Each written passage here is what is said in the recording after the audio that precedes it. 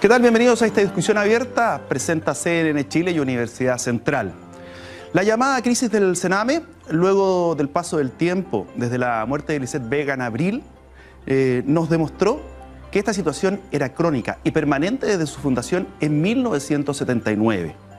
Testimonios, cifras desgarradoras, una situación en la cual causa impotencia al ver un problema tan grande y no se ven visos de soluciones. Ha existido políticas de gobierno que se han anunciado, sin embargo también existen críticas respecto a lo que se ha dicho que se va a hacer. Una situación urgente, una situación humana, derechos humanos vulnerados, niños a la espera de qué, a lo mejor de acogida, de cariño, de que les den lo que se merece. Vamos con nuestra nota de contexto y de inmediato nos vamos con el panel. La peor hora del día es cuando se apaga la luz, porque saben que ahí comienzan los abusos sexuales. Ese fue el relato de un niño que se tapaba la cabeza con la almohada para no escuchar los llantos de sus compañeros que estaban siendo violados en la cama de al lado, en una casa de acogida del Sename. Si esta descripción es conmovedora, más aún lo fue el informe detallado de la directora del Sename, Solange Huerta, que en el 3 de octubre pasado cifró en 1.313 las muertes, en su mayoría menores de edad, que por distintas razones fallecieron mientras se mantenían bajo la protección del Servicio Nacional de Menores en los últimos 11 años. La cifra es escalofriante y estremeció al país, pero lo cierto es que, como lo señaló la directora del Servicio Nacional de Menores, se estaba entregando un informe pormenorizado de una situación que se arrastra desde hace varios años y que es necesario conocer para enfrentarla. Frente a esta situación, la presidenta Michelle Bachelet, en un acto en el Salón Montbaras del Palacio de la Moneda, se dirigió al país anunciando un plan de acción que contempla una serie de medidas de corto y mediano plazo con miras a fortalecer y reorganizar el Sename. Se anunció que en el presupuesto 2017 se contemplaría un reforzamiento de más de 16.500 millones de pesos en los actuales recursos, que irán a centros de administración directa. Aseguró que los niños del Sename serán prioritarios en las prestaciones de las políticas públicas de manera que dejen de ser invisibles como lo han sido hasta ahora. Se crearán 2 institucionalidades, una para adolescentes infractores de ley y un servicio de protección de la niñez, el que dependerá del Ministerio de Desarrollo Social y no del Ministerio de Justicia. Las críticas al anuncio no se hicieron esperar, señalando que ni los recursos ni las medidas eran suficientes. No cabe la menor duda que la sociedad chilena está en deuda con esos 1.313 niños y que no basta con reformas administrativas ni solo con aumentar recursos. Se requiere de un plan integral. La pregunta es clara: ¿es este el plan que se necesita? ¿Cómo llegamos a una situación así en 11 años? ¿Cómo hemos sido capaces de mejorar en tantos indicadores sociales y enfrentar con vergüenza un drama de este tipo? Para conversar de este tema país, iniciamos el debate sobre la crisis del Sename en Actualidad Central, una discusión abierta.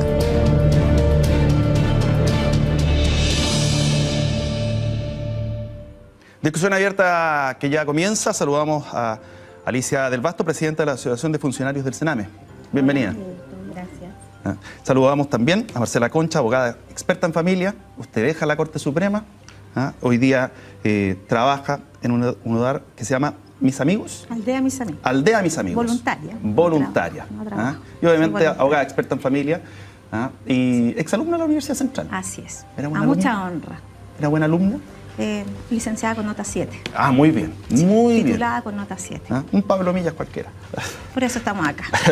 Saludamos a Francisco Estrada, quien es académico también de la Universidad Central y es director del Sename. Justo.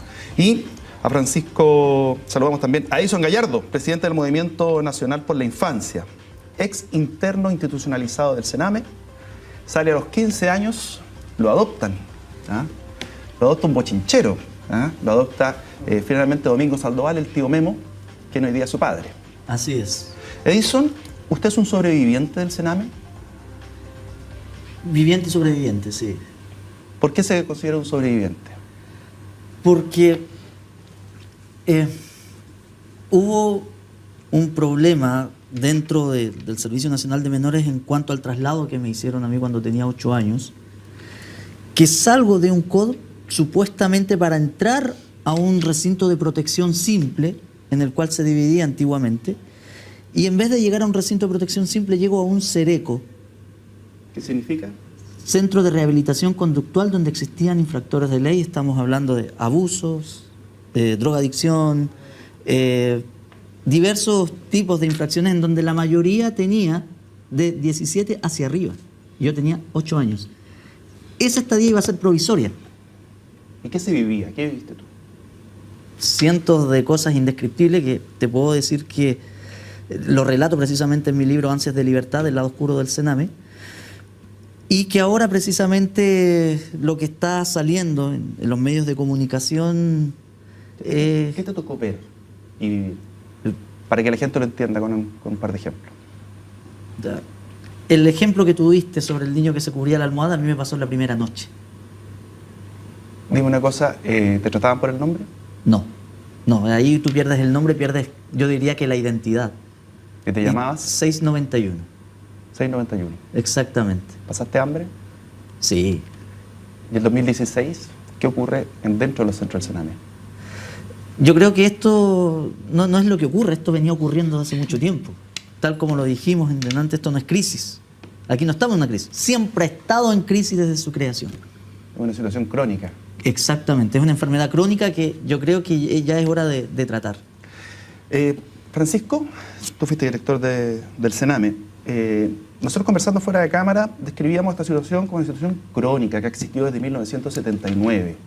¿Comparte ese diagnóstico principalmente el único matiz es que esto en realidad es de 1798.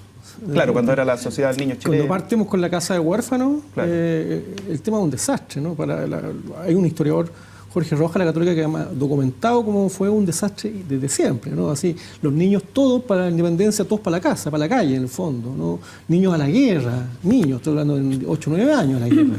No, esto siempre fue un permanente desastre y, como dice Edison, esto no ha logrado nunca superar una etapa de crisis. O sea, si esto es una crisis permanente. No es que esto, en algún momento estábamos bien y ahora estamos mal. Y entonces no, esto siempre ha tenido muy graves problemas. Y la experiencia que relata Edison me parece bastante clara en ese sentido. ¿En qué se topa para poder, Alicia, para poder dar una solución definitiva, para mejorar las condiciones? ¿Qué es lo que siente usted? ¿Cuál es el tope? Porque uno podría decir, mira, son 200.000 millones de pesos más y andaríamos bien. Pero no solamente pasa por recursos, pasa por una reforma integral. Así es, precisamente aquí no solamente tiene que ver con recursos, tiene que ver también primero con una cuestión de conciencia de que el Estado de Chile asuma que los niños, niñas y jóvenes de este país necesitan una intervención y preocupación distinta. Hoy día hay que decirlo, hoy día al mundo político no les ha interesado los niños, niñas y jóvenes, por lo tanto, bueno, da cuenta que algunos han dicho, oye, súper positivo ya lo que la presidenta anunció. Pero claramente cuando uno ve los anuncios de la Presidenta de la República y dice, con 2.500 vamos a poner 2.500 millones ahora para que, ¿cierto?, se solucione el problema ahora. ¿Cuántos centros Senames hay? ¿A los que van a ir esos 2.500? Más de 20. Ya. Hay que decir acá, el Sename directamente atiende solamente el 1% de lo que es la infancia y la adolescencia. El resto lo atienden las instituciones privadas. Entonces, claramente uno ahí ve que no hay voluntad, que no han entendido nada de lo que ha pasado. ¿Es un botín político el Sename? Claro que ha sido, porque eternamente ha sido la democracia cristiana, pero detrás de eso también están todos los partidos políticos, porque eso se chorrea hacia abajo con el Partido Socialista en una región, con el Partido Comunista ahora en otra región, y así sucesivamente en todo el país.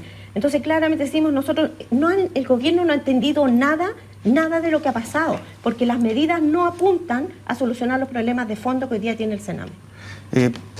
Marcela, cuando tú estás en la Corte Suprema, te tocaba leer los expedientes. Sí. Y el expediente, ¿qué distancia?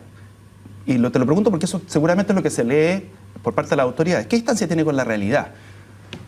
A ver, desde lo jurídico hay una disociación entre lo que hoy día tenemos en legislación, entre las sentencias están muy alejadas de las vivencias, de las realidades que hoy día existen en los hogares y que pasan los niños que han sido vulnerados. Debo decir y debo comenzar señalando que este grave problema, yo creo, humildemente, es que se suscita porque no existen políticas de Estado para protección de la infancia. Existen programas y ahí radica la gran diferencia, porque cuando hay un programa, venga un gobierno, toma un programa, lo cambia, viene el otro gobierno, usted podrá decirlo, lo cambian, Si yo tengo una política permanente de Estado, venga quien venga, sea el partido que sea el que esté dirigiendo este organismo, tiene que respetar esa política que me imagino que tiene que tener rangos mínimos que protejan a los niños. Entonces, lo primero que tenemos que decir, nunca vamos a solucionar este tema si nosotros no establecemos una política de Estado clara en protección de la infancia. Eso es lo primero. Lo segundo es que evidentemente las personas que tienen a cargo el cuidado de los niños, desde el Estado, hablo que el Estado somos todos nosotros, están absolutamente alejados de lo que pasa hoy día en los hogares. Incluso yo he podido tener contacto con algunos diputados, con algunas personas, y no han ido nunca a un hogar de niños, no han ido a las residencias, no han ido a estos lugares que tienen que ver con las condenas de niños infractores de ley. Entonces, ¿cómo pueden legislar de algo que no conocen? Francisco, a todos nos llama la atención que la subvención que se da para los niños es muy inferior de la que se le da a los presos. Esto no quiere decir que quitemos a los presos, castiguémoslos con menos recursos. Así es. ¿Ya? Veía en la página web del Sename que salía USS 15.000 pesos, que significa la USS, Eso es un Sename. que son 15.000 pesos diarios. Pero ahí están incluidos los sueldos, la cuenta de la luz, la cuenta del agua. No es plata que vaya directo a los niños, Al porque si yo niño. lo veo, fantástico. No. ¿Ah? Tenemos ahí 450.000 pesos por niño. No. Entonces, la pregunta es, ¿por qué se han dejado de lado a los niños? ¿Por qué los niños están invisibles? A nosotros como país yo creo que nos encantan ver las cosas. ¿Ah? Entonces, ¿por qué crees tú? ¿En qué topaste cuando fuiste director para conseguir cambio? Yo creo que lo han planteado todo aquí de alguna manera.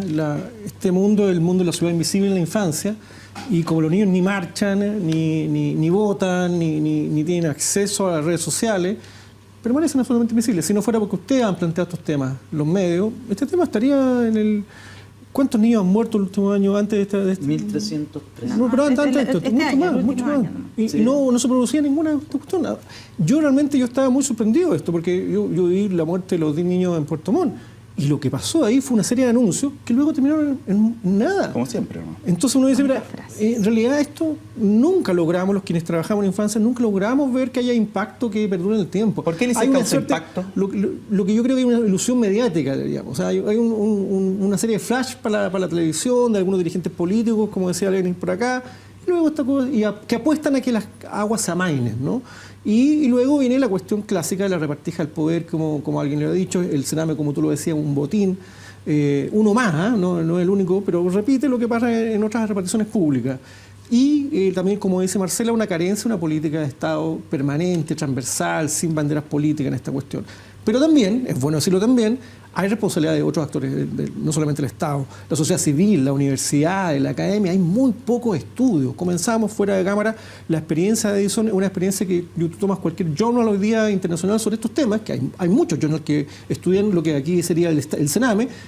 Es un paper que uno lee mucho. Aquí en Chile no hay ningún estudio parecido al que hace Edison, y que a mí me encantaría conocer su libro, porque debe ser muy importante en este sentido. Entonces, no solamente el Estado ha fallado, las universidades, el CONICID en la asignación de recursos para investigaciones, el conjunto de actores, como tú bien ya lo sugerías, prefiere mirar para el lado una vez que ha pasado la crisis más importante.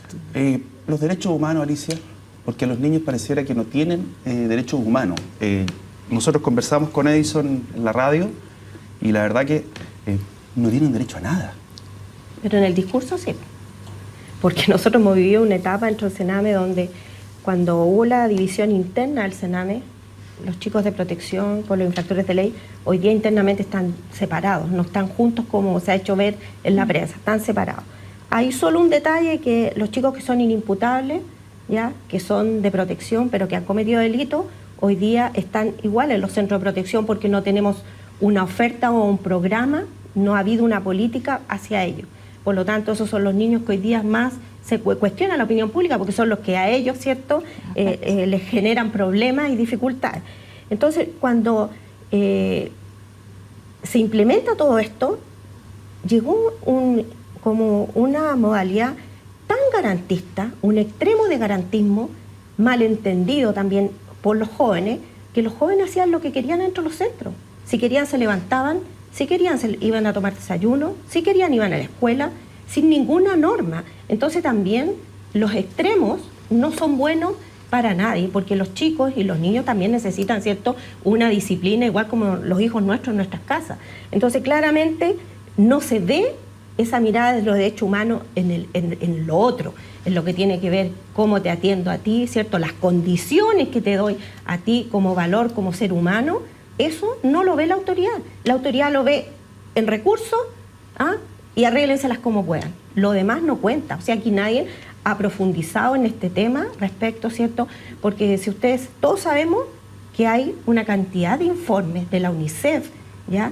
En cuanto a cuestionamiento, a cómo tenemos hoy día los niños, niñas y jóvenes al interior de los centros, o cómo se atienden en los programas, son infinitos. Entonces, y nadie ha recogido ese tema. En 3 palabras, los principales problemas. ¿Cómo lo podría describir? Hoy día principales problemas son, primero que nada, tal como dijo aquí Marcela, primero el hecho que no hay una ley de protección integral de la infancia que sea el piso para todo lo que es infancia y adolescencia en el país. Hoy día nadie sabe para dónde va la micro en infancia y adolescencia. Cada cual hace lo que puede. Esa es la verdad de las cosas.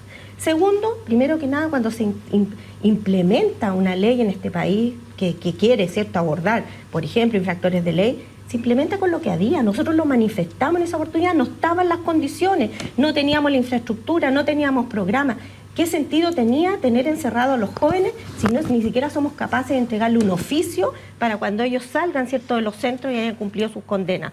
¿Qué sentido? Ninguno. Entonces, cuando se hacen las cosas así como para dejar conforme a la ciudadanía, porque además todos creemos que lo que nos dicen y los anuncios que nos hacen siempre es la solución a todo, pero no es así. Aquí hay un problema de fondo grave. Por lo tanto, primero tiene que haber, como dijo la abogada Marcela, tiene que haber una ley de protección integral de la infancia, independientemente de que para nosotros esto es la Subsecretaría de la Infancia, es como generar más espacios para más cargos. Aquí hay que tener claridad qué es lo que vamos a hacer y qué queremos para nuestros niños, niñas y jóvenes. No solamente recursos, y gestión.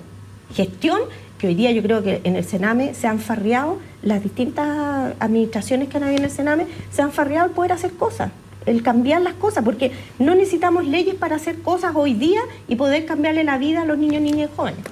Voy a ir a la pausa ahora. Quiero plantearte un tema. A mí lo que me llama la atención es que como sociedad vemos que el trato a los niños que requieren protección pasa a ser como caridad. Como esto de ayudemos a los niñitos huérfanos. Eso es por una parte. Y quiero que tú me expliques qué es lo que es la P dentro de los tribunales. Cuando un expediente lleva una letra P. ¿Qué significa? Educación cívica, ya estamos de vuelta. ¿Cuándo termina la propaganda electoral para las próximas elecciones municipales? A las 24 horas del jueves 20 de octubre termina todo tipo de propaganda electoral e información electoral de utilidad para la ciudadanía.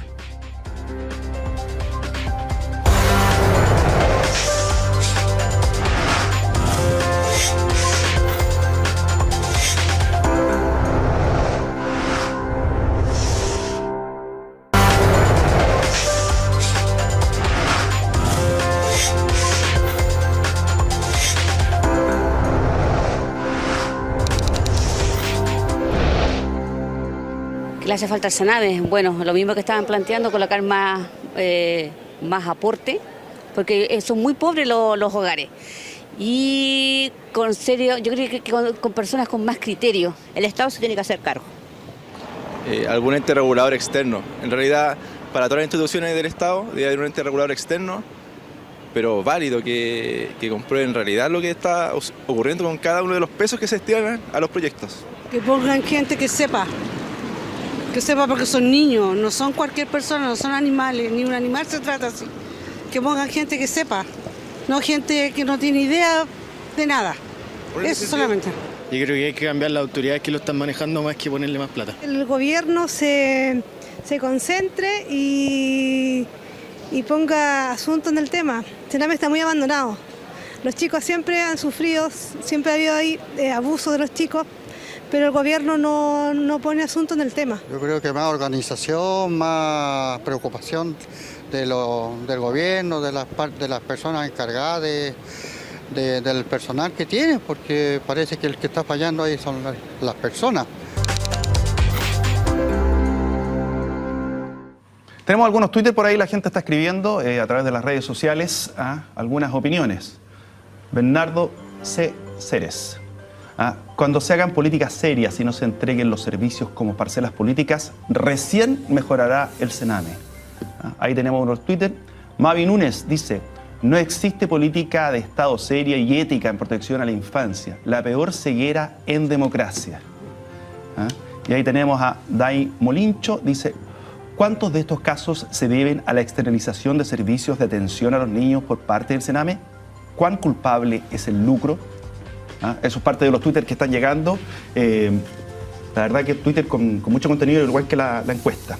Claudio Yáñez, que está en cámara con nosotros, se fugó del Sename a los 16 años. Hoy día es gerente de la Fundación de Egresados de Casas de Menores. Es ingeniero civil. Y una de las razones por las cuales, civil industrial, y una de las razones por las cuales él se fuga de un hogar de Sename es porque no le dan para comer.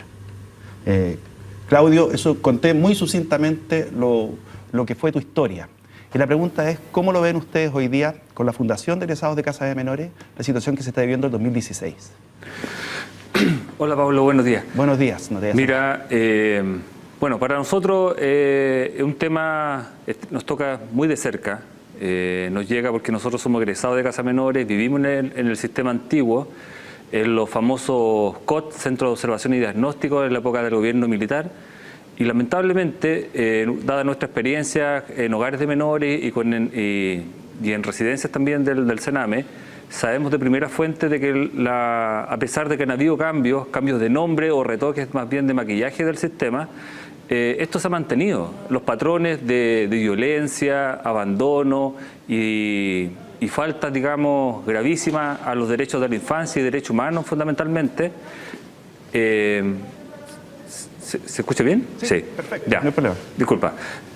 Eso se ha mantenido hasta el día de hoy. O sea, las cifras son demasiado contundentes. La información que conocemos día a día de los distintos informes, ya sea lo que acaba de entregar la propia directora del Sename o lo que estamos conociendo, ya sea por la investigación del fiscal, es gravísimo. Y eso nos conmueve y nos lamenta mucho porque nosotros distinguimos hoy día 3 momentos como fundación. O tiempo o áreas que tenemos que intervenir. La primera dice relación desde el año 78, 79, como decían recién los invitados, los panelistas, hasta el año 2016, hoy día. Tenemos que hacer un levantamiento y una investigación, como se está proponiendo, tipo comisión Valech, del más alto nivel, de tal modo de poder investigar y conocer cuáles son las causas de las diversas muertes, las violaciones a los derechos humanos y sacar un aprendizaje también de eso para que no vuelva a ocurrir en nuestro país, pero además poder perseguir tanto responsabilidades administrativas, civiles y también una responsabilidad política, si es que los políticos tienen algo de cordura también y puedan dar la cara y hacerse, digamos, responsables de esta situación que estamos conociendo. Por otro lado, tenemos una situación de emergencia que estamos viviendo hoy, 2016, dado toda esta situación que se ha levantado, y tenemos que ver cómo, como país y como gobierno, fundamentalmente, cómo se va a abordar esta materia en términos de urgencia o emergencia y hasta que empiece en marcha la nueva institucionalidad que acaba de proponer la presidenta. O sea, hay una institucionalidad nueva que viene, una separación del Sename, y que va a entrar en marcha una vez que ya estas leyes ya hayan sido discutidas en la Cámara del Senado y pase por el Congreso. Pero eso va a tener una marcha blanca y pueden pasar de aquí unos 4 años hasta que eso ocurra y esté funcionando en plenitud, y son 4 años que los jóvenes se nos van a seguir muriendo. Tenemos aún falta los derechos humanos y violaciones sistemáticas. Estamos sacando a los niños de sus familias con un sistema judicial. Claro, no es un tema menor. O sea, le estamos quitando a los niños, a las familias, a los padres, para traerlos a un sistema que muchas veces es más violento de lo que es su propio hogar. Claudio, entonces, ahí tenemos un contrasentido. Sería súper fácil que yo te preguntara cómo fueron vulnerados tus derechos humanos mientras estuviste ahí. Pero me interesa más otra cosa. ¿Cómo te conviertes en un ingeniero civil industrial siendo un niño que huye del Sename? Porque cuando tú me contaste que eras ingeniero civil industrial, me dijiste algo parecido como se puede. Sí, Pablo, mira, nosotros conocemos la herramienta del éxito. pudimos torcerle la mano al destino. Cuando salí del Sename salí tremendamente mutilado emocionalmente, me fui con el dolor de mi alma porque yo no quería dejar de estudiar. A mí me gustaba ir al colegio, al liceo y tener que irme del hogar porque me quedaba todos los días sin almuerzo, sin desayuno. Era una cosa que ya era insostenible y lamentablemente me iba a la calle porque no tenía dónde ir, porque mi familia a mí no me recibió, no me iba a recibir tampoco. Yo sabía que ese no tenía soporte social ni familiar en ese minuto. Y me fui a la calle, me fui después luego a vivir con gente amiga y he tenido la suerte en mi vida de que se han ido cruzando, digamos, personas que me han ayudado y han creído en mi proyecto de vida y me han ayudado a poder formarme como profesional, ser directivo público. Por más de 10 años he trabajado en el sector de la salud pública de este país, por los más vulnerables, y ha sido mi orientación permanente trabajar, digamos, por la parte social, por aquellos que no tienen defensa, por los que no tienen la capacidad de escoger, como en el caso de la salud. O sea, nosotros en salud, yo llevo más de 10 años, fui directivo también de un hospital de baja complejidad, el primer director de alta complejidad, por alta dirección pública en el Hospital de La Calera, en la quinta región también, que yo soy de esa zona. Entonces, es un tema no menor. O sea, decirle a los jóvenes de este país que se puede. O sea, y a la autoridad es posible, pero siempre y cuando invertamos en cambiar, digamos, a los educadores de trato directo. Yo creo que ahí tenemos un flagelo muy importante y eso es parte de la situación de emergencia que nosotros tenemos que abordar ahora. Claudio, quiero agradecerte tu testimonio y por dos cosas. Primero, porque nos ofreciste eso, y segundo, porque nos diste un poquito de esperanza de que se puede. Así que muchas gracias. Gracias. Ahí está Claudio de la Fundación de Egresados de las Casas de Menores. Deme un segundito para hacer más larguito el próximo bloque, porque quise escuchar a Claudio, no quise llevarlo a matacaballo, así que pausa, ya estamos de vuelta, Educación Cívica, volvemos con las preguntas que tenemos pendientes, la pega de protección, el sentido de caridad, y ahí nos decía, educadores de trato directo, la Contraloría dijo en alguna oportunidad de que los funcionarios del Sename tenían inhabilidades del personal que labora en los centros. Ahí le vamos a preguntar a usted, ya volvemos. ¿Desde cuándo se restringen las manifestaciones públicas para las elecciones municipales? Se prohíbe la celebración de toda manifestación o reunión pública de carácter electoral desde las 0 horas del viernes 21 de octubre. Asimismo, todas las secretarías de propaganda y oficinas u organizaciones destinadas a atender electores deben permanecer cerradas.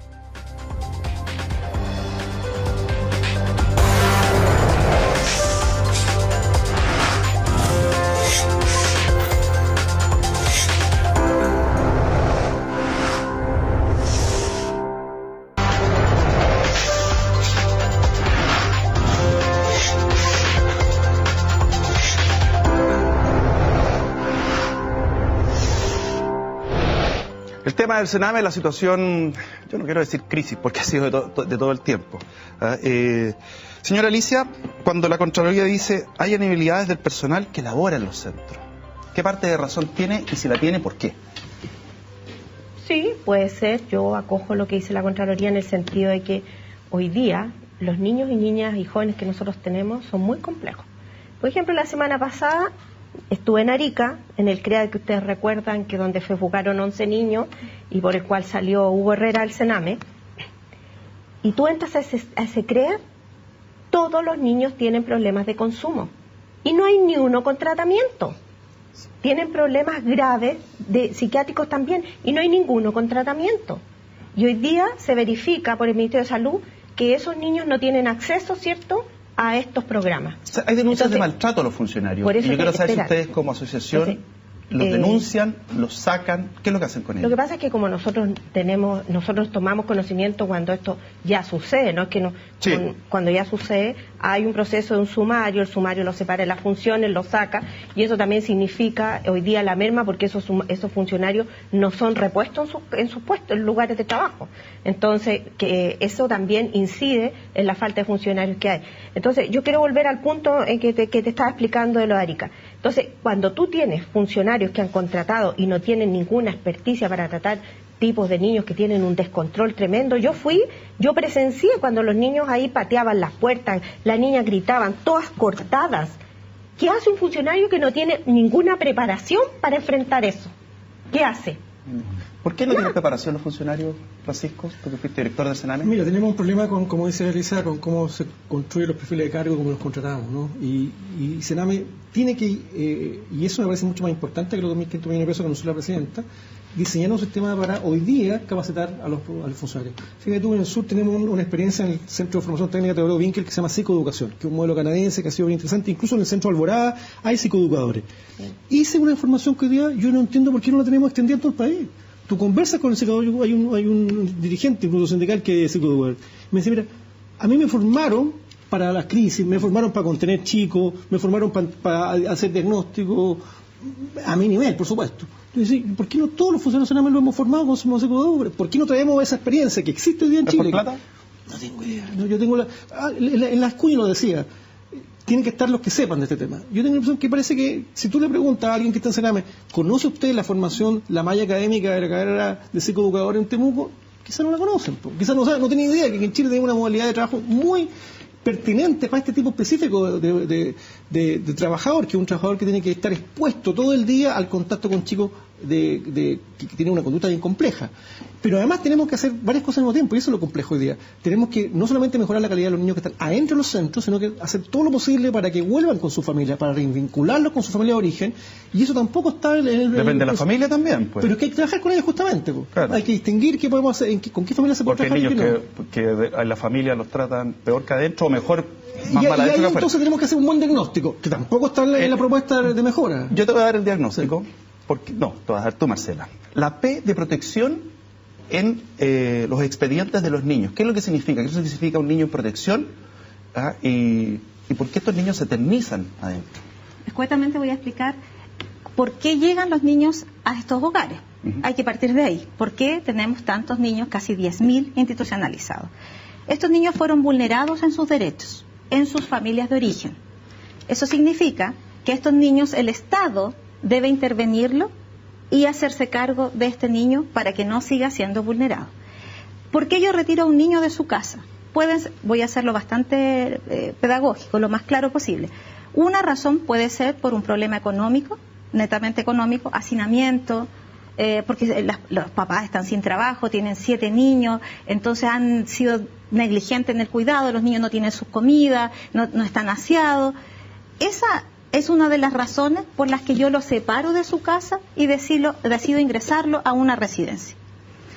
Puede ser que la vulneración sea aún mucho más grave que esa y algún niño haya sido violado, abusado sexualmente, golpeado en forma reiterada y así... A los dos se supone que los van a proteger. Así es que debemos protegerlos. Entonces, y actuamos de la misma manera, los retiramos. ¿Cómo los retiramos? A través de Carabineros, hay un protocolo, se hace una denuncia, este niño debe ser conocida esta materia por un tribunal de familia. El juez de familia conoce de la causa, inmediatamente acciona una medida, una manera de protegerlo que se llama, en término jurídico, la jerga nuestra, la P, que es protección. Y esa protección indica que el niño debe ser puesto a disposición de alguna residencia, de algún hogar, mientras dura esa situación que lo hace salir de su casa. Lo grave que tenemos acá, y es tremendamente importante, determinar y saber que hoy día no existe una política respecto de cuánto tiempo deben permanecer. A ver, un niño que debiera estar, ¿hasta cuánto puede quedar adentro? ¿Cuántos años? ¿15 años? Esa fue una medida de protección. Fue una medida de protección que se supone que es transitoria. Era derechamente única y exclusivamente por temas económicos.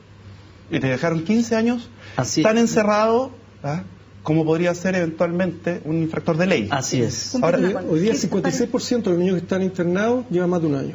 Dime una cosa. Si me dejan termínalo. Por la idea. Entonces, un magistrado que se ve ante esta situación manda a los niños a esta residencia, entendiendo que las residencias, los hogares directos del Sename, harán su trabajo y verán la posibilidad de revincular a ese niño con su familia de origen. Si es un problema económico, el Estado debiera activar las redes asistenciales, porque yo no puedo separar a un niño de su familia porque no tiene cama. Incluso más, Pablo, ¿no será más barato ir y comprarle la cama, el cobertor, ampliarle la casa, pues si un niño Sename me cuesta 2.200.000 al año. Hacer una ampliación tal vez me cueste lo mismo y no tengo por qué sacarlo de su casa. Pero si hay una vulneración, ha sido maltratado. He conocido un caso en que una niña de 1 año, fue fracturado su cráneo por las lesiones de su padre.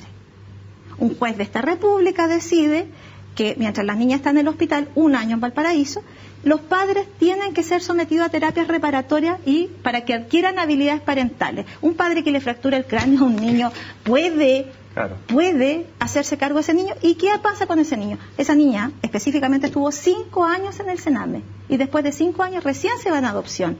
Entonces, tenemos que tener el diagnóstico y la claridad de cuántos niños van a poder volver a sus casas y pongámonos un plazo, 1 año, 8 meses. ¿Qué dice la convención? ¿Cuánto tiempo? Edison, tú me decías la otra vez que tú esperabas o veías niños que estaban ilusionados con ser adoptados. Sí. Y eso nunca se concreta, parece. Cuesta mucho. De hecho, sí vi, yo no sé cómo ni por qué la adopción extranjera es más rápida que la adopción chilena. No, desconozco el sistema. Yeah. Porque yo vi compañeras que llegaban a los 6 meses al extranjero.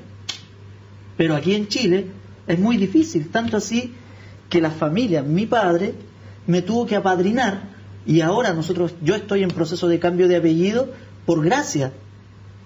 Porque si él hubiera ejercido el sistema de adopción le habría costado mucho, muchísimo. Entonces era mejor apadrinarte. Claro. ¿Se pueden producir adopciones ilegales? ¿Se han producido? Yo sabía, sí, ha habido denuncias al respecto, pero todavía. Yo creo que el sistema hoy día lo hace más difícil, pero lo teníamos.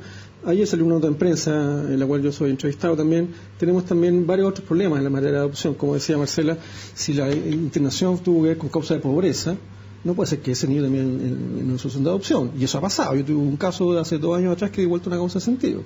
En la situación era como pobreza, como decía. Entonces, la adopción tiene que ser un caso, por ejemplo, el ejemplo que puso Marcela, un padre muy tóxico, que carecemos de otro tipo de redes familiares que van a hacerse cargo. Ok, en ese caso, lo mejor para el niñito es la adopción. Pero resulta que estamos yendo a la adopción muchas veces a niñitos que tienen familiares. Sename dice, los funcionarios de Sename yo le escucho decir, mira, apareció la mamá o apareció la abuelita. Siempre estuvo ahí. Lo que pasa es que nunca hicimos el trabajo de ir a trabajar a buscar a esas personas. A mí me pasa un caso de una compañera que creció conmigo en el internado, en donde su mamá obviamente tenía muy poca educación. Su hija va y le dicen, mamita, para que su hija pueda tener padrino, fírmeme esta formita. Firma la forma y hace 31 años que no ve a su hija. Pero Alicia, ¿esas situaciones se siguen viviendo y viendo? No, yo creo que hoy día no es tan así, porque a partir de la modificación de la ley de adopción, hay una ley de adopción hoy día que regula y controla todo esto. Lo que vivió él y que plantea Edison, pues claramente sucedía antes. Incluso uno en el mismo Sename veía como los abogados, ¿cierto?, eran los que tramitaban todos estos procesos de adopción y por eso muchos niños se iban al extranjero porque no había una regulación de ellos. Pero a propósito de que se descubre a raíz de seguimiento de que estos niños muchas veces habían sido llevados para prostitución o para esclavitud al extranjero, se norma en el país y hay una ley de adopción hoy día que regula, que es sumamente estricta. Entonces, cuando hoy día, claro, los procesos, claro que son dificultosos y no es fácil adoptar un niño, ¿ya? Precisamente porque hay una ley que norma esto, ¿ya? Marcela, ¿cuántos niños están esperando ser adoptados? ¿Y cuántas familias? Usted misma hizo un proceso de adopción y finalmente lo tuvo que renunciar. Traumático. Prácticamente 3 años en un proceso de adopción en que fuimos declarados idóneos a la primera, sin ningún reparo. Padre, madre, un hijo de 7 años en casa, y incluso con dormitorio, con todas sus necesidades, por si nos llegaba así de inmediato. Y lo más extraño en el caso nuestro, y que créanme por favor que no es por eso que estoy dando esta batalla por los niños, esto es una cosa aparte, paralela. Nosotros, además de tener todas las condiciones, nosotros pedimos que fuera una niña de 5 años, cosa rara, ¿cierto? Porque todos quieren guaguas. Como no hay guaguas, quieren de 1 año o 2, casi 3 años. Y me van a decir ustedes que no había una niña, pues el Sename dice que no había. En 3 años no hubo una niña. Nos llamaron que tenía que ser de 3 años. Listo, de 3 años. No, que tiene que ser de 5 años. De Arica a Punta Arenas. Y además, nosotros fuimos súper amplios. Si venía con problemas por pasta base de adicción de los padres, ningún problema. si había sido abusada, ningún problema. Madre o padre, o sea, madre VIH positivo, ningún problema. O sea, el rango era súper amplio. 3 años y tuvimos que ir a renunciar, porque en el año 2016 habían 16 vinculaciones a julio y 123 familias en espera. Usted comprenderá que nosotros dijimos, o sea, vamos a estar unos 5 años más, y el tema es que yo tengo un pequeño de 7 años en mi casa que para él toda la vida ha pasado esperando una hermana. Entonces yo tuve que ponerle una lápida a una niña que no conocía. ¿Y tu caso se repite con frecuencia? O sea, quedan 100 familias a la espera y no sé de esas cuántas efectivamente van a poder llegar hasta término. Y Pablo, acá lo más grave es que no todas las familias en Chile están dispuestas a adoptar. No todas las familias en Chile están dispuestas a adoptar a niños sobre 5 años. Se tienen que ir al extranjero después de los 8. Hoy día, lo que decían, hoy día en el extranjero tampoco ven a Chile como una opción porque es tan burocrático el proceso. Entonces, la adopción, siendo una muy buena opción cuando hemos hecho todos los despejes, hoy día la adopción es un grave problema. Francisco, cuando se dio esta cifra escalofriante de la cantidad de niños fallecidos dentro de lo que era la red de protección Sename, y eso que tomamos los últimos 11 años nomás, uno decía, adultos. ¿Cómo adultos dentro del Sename? ¿Por qué quedan adultos ahí? Bueno, porque quedan abandonados. Tenemos muchos niños con problemas de salud mental, por ejemplo, ¿no? En Coanil, incluso en los centros Sename, ¿no? Cuando yo estaba, en el caso nacional del niño, estaba el Pepe, no sé si lo conocí, tuve un chiquito que tiene como 26 años, con un déficit mental muy, muy grave, y como había estado todo el día en la Casa Nacional, lo dejaban ahí. En la Casa Nacional hay guaguitas. Yo hice una gestión para que una fundación, un rostro nuevo de Guaderisto lo recibiera, pero estaba ya más porque tenía mucho cariño, ¿te fijas? ¿No? Había crecido toda la vida ahí, pero nuestro Estado no tiene ninguna cama hoy día, ninguna plaza en el mundo de la salud mental. Lo que se llama los complejos no tiene ninguna atención. Entonces Sename termina siendo el depositario de todos aquellos que están abandonados el país.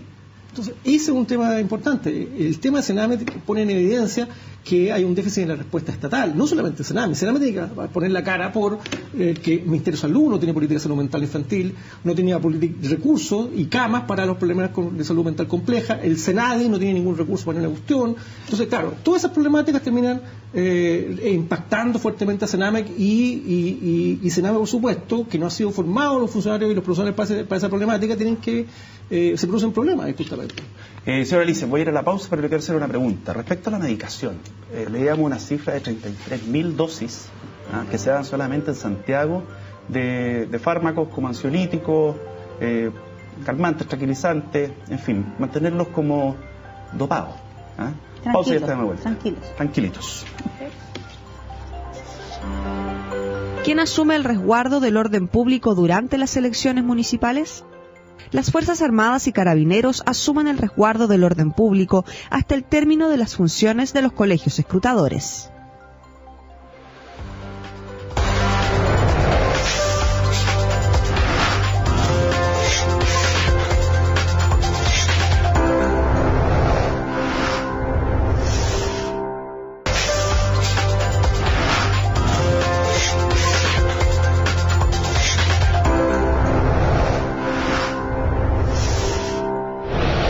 Estamos de vuelta hablando de la situación del Sename, de los menores más que del Sename, de los niños chilenos, de los niños que están viviendo situaciones que está la evidencia de vulneración de sus derechos humanos. Señora Alicia, se dice una frase, hay que mantener, tú me la decías Marcela, a los niños tranquilos.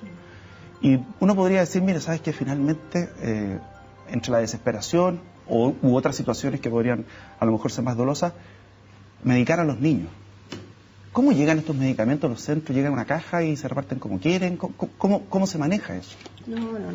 En los centros hay médicos y los niños tienen sus tratamientos, pero como no son médicos especialistas en los problemas que los niños tienen, problemas psiquiátricos, problemas de drogas para la ansiedad, el consumo, etcétera, se medican con lo que el médico, medicina general, cierto, medicó en la receta, y eso es lo que tiene que entregar al niño, niña, joven. El servicio, en 1 año y medio, algo de las cosas buenas que ha hecho, instaló un departamento de salud, cuestión que no teníamos hasta hace 1 año y medio atrás. Instaló un departamento de salud. Hoy día todos los centros tienen enfermeras y enfermeros, cuestión que hace unos años atrás habían auxiliares de enfermería, y si es que había en algún centro Hoy día todos los centros tienen estos enfermeros y enfermeras que entregan los medicamentos a los niños y niñas, porque anteriormente a esto lo entregaban los mismos educadores, ellos eran los encargados de... Pero a pesar de eso, por ejemplo, si pasó la semana pasada en San Joaquín, no estaba la enfermería, no había ni un enfermero, todos con licencia médica enfermos. Los educadores me escribían WhatsApp, ¿por qué tenemos nosotros que entregar los remedios? Estamos entregando medicamentos. Entonces esas son las cosas irregulares que pasan en el Sename por la precariedad del sistema. O sea, nadie advierte que esto es sumamente grave, ¿ya? Que no tiene por qué un educador entregar medicamentos, que si el niño le pasa algo, tiene una reacción, ¿cierto?, al medicamento, ¿quién se va a hacer responsable? Al final, el educador va a ser el responsable por haber entregado el medicamento. Entonces, claramente tenemos un problema que el Ministerio de Salud no se ha hecho cargo. Hoy día a nosotros nos hubiera gustado que la Presidenta hubiera dicho en su discurso que todos los niños de Chile iban a tener, especialmente los niños que atiende la red de Sename y Sename, iban a tener tratamientos psiquiátricos, tratamientos para las drogas, tratamientos de salud. Pero eso no lo hemos escuchado. Entonces, ¿qué sacamos si vamos a seguir funcionando de la misma manera? Para usted y para la Asociación de Funcionarios, la designación de Solange Huerta, ¿cómo fue recibida? Mira, en un principio nosotros reticentes, porque nosotros esperábamos que hubiera sido por alta dirección pública, a raíz de toda la crisis que hubo. Pero lamentablemente no fue así, la nombraron a ella, tuvimos que asumir, porque ya en realidad, después de que los trabajadores pasen sacando directores, ¿cierto?, en bien de los niños y las niñas, no es oportuno. Por lo tanto, asumimos trabajar con ella, pero claramente hasta el día de hoy no han habido cambios profundos. Nosotros hubiéramos esperado que el día que ella llegó, primero hubieran salido todos los directores regionales. Había sido una muestra de que los partidos políticos quedaban fuera de esto. Y es que los directores regionales estén ahí todavía, nos dice a nosotros los trabajadores que los partidos políticos siguen detrás de esto, del Sename. Edison, ¿tú quieres decir algo? Sí, quiero, apoyando a Cecilia, Alicia del Basto, es evidente, a mí me causa mucho cuidado, porque cuando la señora Solange Huerta era fiscal en la zona occidente, fue en la zona en donde se recibieron más denuncias por abusos a niños. Y fue la fiscal que más archivó causas sin investigar. Y hoy esa persona está dirigiendo el Servicio Nacional de Menores. A mí me está provocando un cortocircuito. Y lo segundo, apoyando también lo que dice ella, el tema político, el Sename se tiene que despolitizar, tiene que dejar de ser la chequera pagadora de la democracia cristiana. En todo caso queremos aclarar que nosotros invitamos a las autoridades del Sename, se excusaron de venir, o sea, estuvieron invitados en esta mesa. Perdón, sí. Un poco sumando lo que dicen. Acá es una cosa bastante trágica, que yo y varios me lo han escuchado decir, que el Estado chileno, el Sename, tengo que decirlo, el Sename, cuida más mal a los niños que lo que la CONAF cuida a los árboles.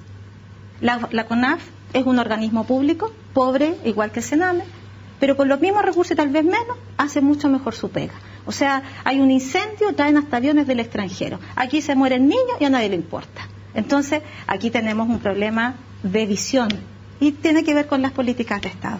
Francisco, tú viste, o tú sientes también que los funcionarios, porque uno lo puede ver, están tan encerrados de presos y víctimas como los mismos niños.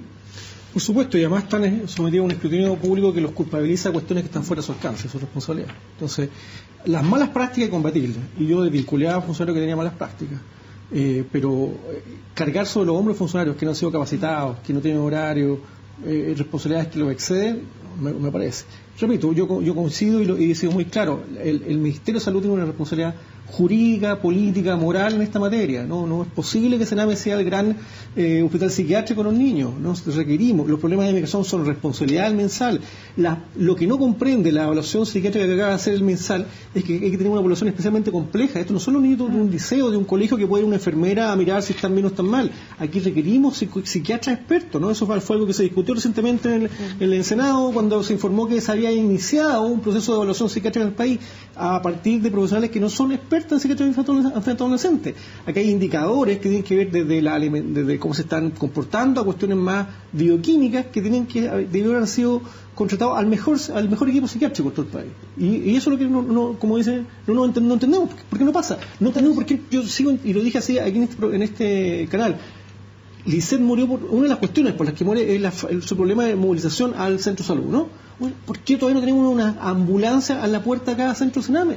Me parece un autor de lo más básico. De sentido común. Pero de sentido común. Edison, tienes la cámara número 3. 30 segundos para decir lo que tú quieras. Aquí hay libertad de expresión. Me parece muy triste y lamentable el discurso de nuestra primera mandataria sobre invertir 2.500 millones de pesos con un dolor y una congoja tremenda por la muerte de los niños, y sin embargo al día siguiente se anuncian 5.000 millones para restaurar una catedral. Eso indica que para el gobierno, donde están los votos, están las prioridades, y eso ya no puede ser. Por favor, la ciudadanía es la que espera soluciones, pero los niños siguen esperando respuestas. Señora Alicia, ahí tiene la cámara 3. 30 segundos, lo que usted quiera. Bueno, yo decir que los funcionarios y funcionarias de Sename llevamos 26 años denunciando la situación crítica de nuestro servicio. Esperamos que las autoridades hoy día escuchen a los trabajadores y trabajadoras también, y que no solo basta la Ley de Protección Integral de la Infancia y que con la división del Sename y no van a solucionar los problemas de fondo. Necesitamos salud, necesitamos mejorar las condiciones de los centros, necesitamos más construcciones, necesitamos que nuestros trabajadores tengan vacaciones como corresponde, nuestros trabajadores además tengan contratos, ¿cierto?, con carrera funcionaria, y por lo tanto hay tantas cosas por hacer, pero hoy día no se visualiza claramente que esto vaya a cambiar. Marcela, cámara 1, 30 segundos, por favor. Yo señalo que la solución a esto, porque después del diagnóstico tenemos que preguntarnos qué vamos a hacer, es primero decir que un niño en residencia no puede tener menos recursos que una persona que ha delinquido y esté privada de libertad en la penitenciaría de Santiago. Es decir, un niño chileno no puede costar menos de 600.000 pesos. Yo no digo que a los que están detenidos les bajen los recursos, sino que a estos niños les subamos los recursos. Necesariamente esto pasa por recursos. Segundo, necesitamos gestión. Y tercero, fiscalización para que esos recursos lleguen a los niños. Francisco, cámara 1, 30 segundos, no te pases, por favor. Mil cosas que hay que hacer desde mi ámbito de expertise. Yo creo que hay que construir un conjunto de derechos de los niños internados. Idealmente a través de una ley. Ninguna ley que hoy día se está discutiendo lo apunta en ese sentido. En subsidio, en reglamento, en que se incorpore además la obligación de entregar información estadística por todos los actores públicos, incluido el Poder Judicial, Educación Mensal y también Sename, por supuesto, respecto de en qué está, para que nunca más tengamos que estar construyendo información estadística a última hora. Quiero agradecerles que hayan venido. Quiero extender una invitación. La Universidad Central y el Tecnológico de Monterrey de México invitan al ciclo de conferencias Competencias y Desempeños en Modelos de Evaluación desde el 24 al 27 de octubre. Va a ser en las sedes de Santiago y La Serena. Así que cualquier duda, www.ucentral.cl. www.ucentral.cl. Gracias por habernos acompañado. Gracias, Edison, por tu testimonio. Muchas gracias por haber traído dos personas que insististe tú en que tenían que estar en el programa, que Marcela y Claudio. Así que te lo agradecemos, de verdad. Son importantes para el movimiento ellos, en realidad. Muchas gracias a todos. Nos encontramos la próxima semana. Gracias. Esta ha sido una presentación de CNN Chile y Universidad Central.